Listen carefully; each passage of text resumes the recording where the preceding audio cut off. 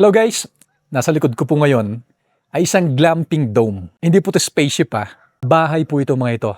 Nandito po tayo ngayon sa Gibraltar, Baguio City, kung saan makikita natin ang mga sobrang interesting na mga bahay.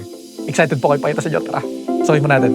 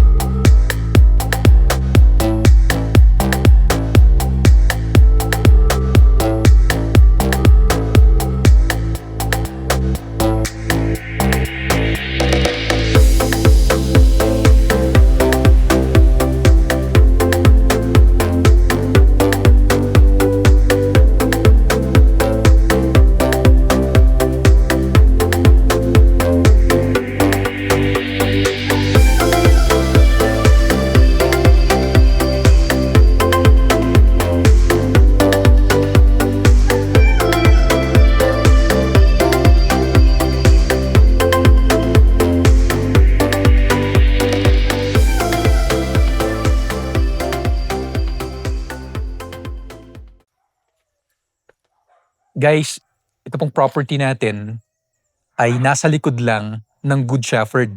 Isa po sa mga tourist spots dito sa Baguio City. Nakatabi naman ng Mines View. So walking distance po ang mga napakaraming mga tourist spots. Mines View, yun nga, Good Shepherd, meron tayong Wright Park, meron tayong The Mansion. Malapit lang po sa lugar na ito. So sobrang ganda ng location. At meron po tayong tatlong structures dito sa property na ito. So meron bungalow kung saan yun yung talagang main house at meron po itong mga dome na ganito. So pasukin po natin. Excited po akong ipakita sa inyo kasi kahit ako mismo, first time ko po nakakita ng mga ganitong klaseng bahay. Patok na patok po rito sa Baguio City itong dome na ito. So pinapaupa po nila through Airbnb. Silipin po natin para makita nyo. So ito po main entrance natin, may single door tayo dito. Makikita nyo po puro mga glass at saka aluminum po yung ginamit na mga materyales diyan sa pintuan. Dito po meron po tayong parang maliit na kitchen. So dito yung microwave natin, meron tayo dito mga cabinets, yung mga water dispenser natin at kung ano-ano pa. Alright? And then guys, mapapansin nyo po dito sa loob, meron tayong dalawang queen size bed. And syempre, split type air conditioner. Gumamit din po sila dito guys. Solar power. Makikita nyo po sa may taas, bandang taas ng dome yan. Siguro ginamit nila sa mga ilaw. And then, meron tayo ditong magagandang mga chair. Napakaganda ng pagkaka-interior guys. Makikita nyo. Yung ating headboard ay kahoy.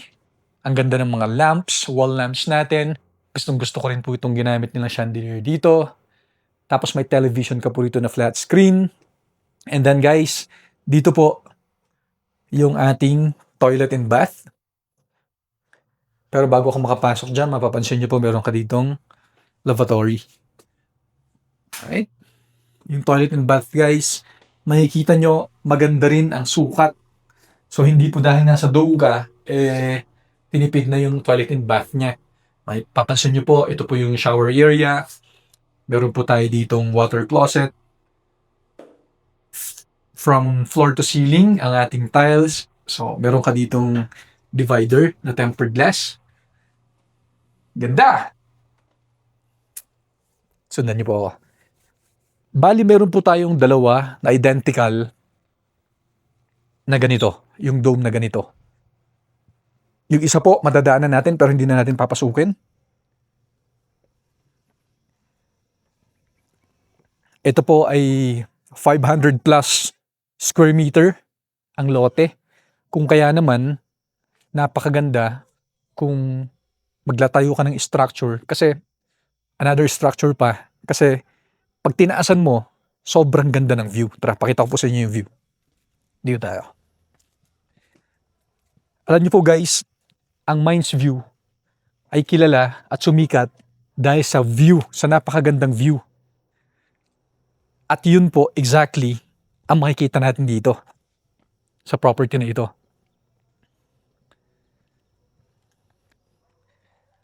Ito po yung view niya.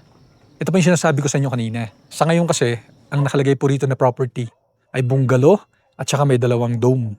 Kaya nga sabi ko sa inyo kanina mayroong 3 na structures.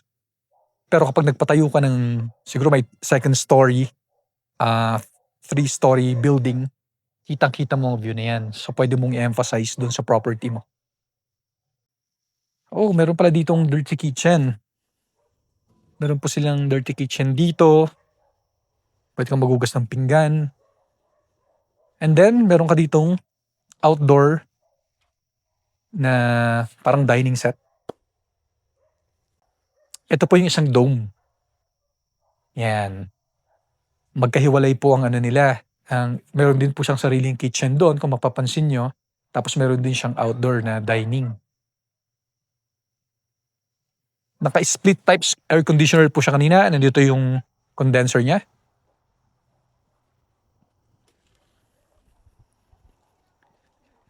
Nice. Then guys, mapapansin nyo po, andito po yung ating maluwag. Kasyang-kasya siguro 6 na sasakyan. Dito po yung parking space natin. So 1, 2, 3, 4, 5, 6, 6. Comfortable na mag-park dito. And then guys, so yung isang dome kanina. At andito po naman po yung ating bungalow na bahay. Yun yung main house talaga. Yung setup po ng dome na ito ay kapareho ng setup dun sa pinasukan natin kanina. Pero gusto ko po ipakita sa inyo para makita nyo lang yung space. Kasi 500 plus square meter nga po yung lote niya. Napakaganda nyo kapag gusto nyo pang i-develop. Pwede. Wow. Dito po mayroon pang parang storage. Sa palagay ko storage nila to. Hindi. Bahay pa po siya na maliit. Pwede ba buksan? Silipin lang natin. Okay. Storage nga po siya. Dito nila tinatambak yung mga basura, mga ibang gamit nila. Okay. Dito po tayo dadaan sa kabila. Gusto ko po yung mga tinanim nila doon ng mga bamboo. May mga landscape din po tayo dito. Palalago na po yung halaman.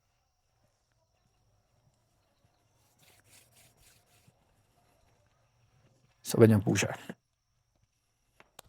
Nice. Then, ito po yung main house. Let's go.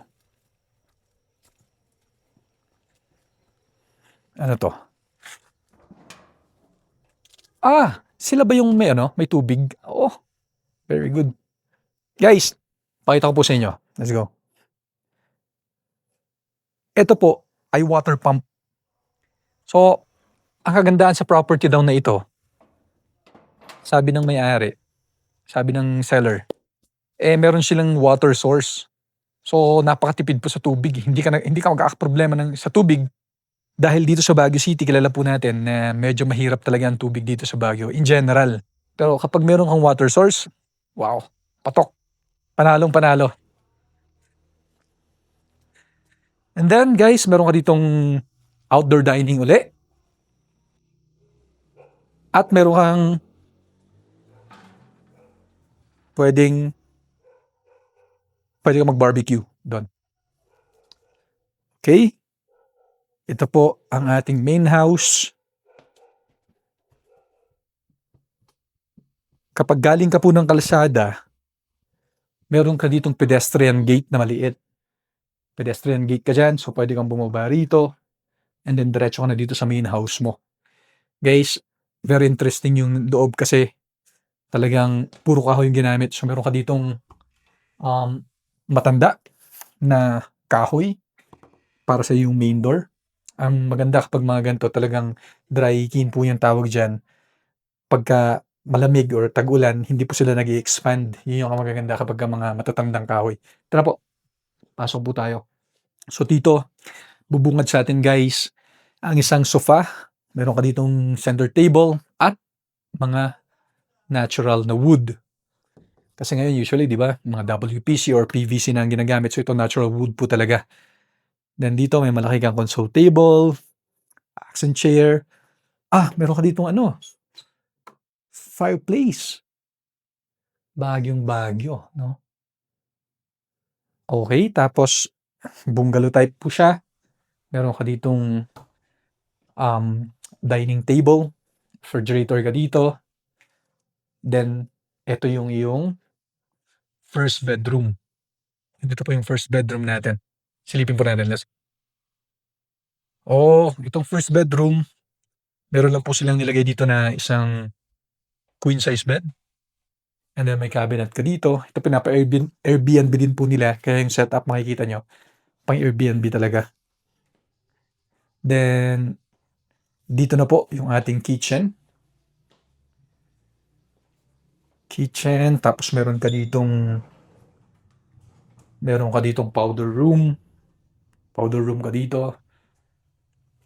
Microwave. So, may mga kitchen appliances ka dito. At meron ka ditong lutuan, guys. So, burner po to plus oven. Burner plus oven. Meron kang access papunta sa labas through that door. Okay, tuloy po natin yung sa bedrooms natin. Kasi meron pa po tayong 2 bedrooms pa. Bago tayo pumasok dun sa 2 bedrooms, makikita niyo po meron ditong toilet and bath na common. So, napakaganda ng finishing. Ang ganda ng mga tiles na ginamit. Mapapansin nyo.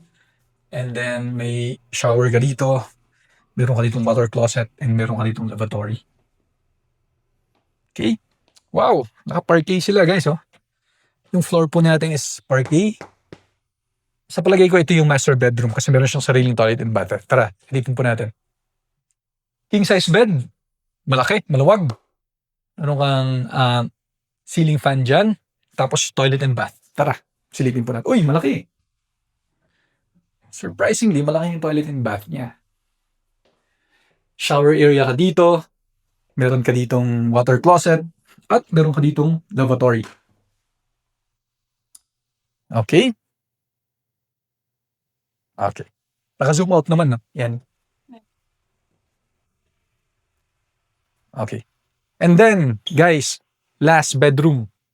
Talagang minaximize po nila. Mapapansin nyo, 1, 2, 3, 4. 4 po na tao ang pwede pang humiga rito. Meron siyang isang queen size bed at meron siyang double bed. And then, may ceiling fan din. Kasi kapag summer, medyo umiinit pa rin naman ang Baguio kapag summer. Tapos meron ka ditong cabinet. Very nice. Right? Ibig sabihin, guys, 3 bedroom po ito. Tapos meron pong dalawang dome doon na merong capacity na mag-accommodate ng hanggang 2 o 3 tao. 3 bedroom. Sabihin mo na 4 yung isa, 8 sila dito. Tapos meron kang 3 doon. So, 6, 14 packs. Mga 15 packs ang kayang i-accommodate ng buong property na ito. Kung sakali man na gusto nyo ipaupa. Or sabi ko nga, ang pinakamagandang option pa rin, kapag ako makakabili nito, gagawin ko to ng mas malaking bahay na may 2nd or 3rd floor para talagang maximize yung view. Kitang-kita yung view natin. So guys, sa palagay ko, na-explain ko na po lahat. Napakita ko na sa inyo lahat ng mga kailangan nyo makita dito sa property na ito. Kapag interested po kayo sa property na ito, mag-iwan po kami dyan ng phone number namin. Kapag pinapanood nyo po ito sa YouTube channel, huwag nyo pong kalimutang mag-subscribe at mag-click sa bell button para ma-notify po kayo every time na meron kaming bagong video na katulad nito. This is Roman John Nyoso, your real estate broker. Bye-bye!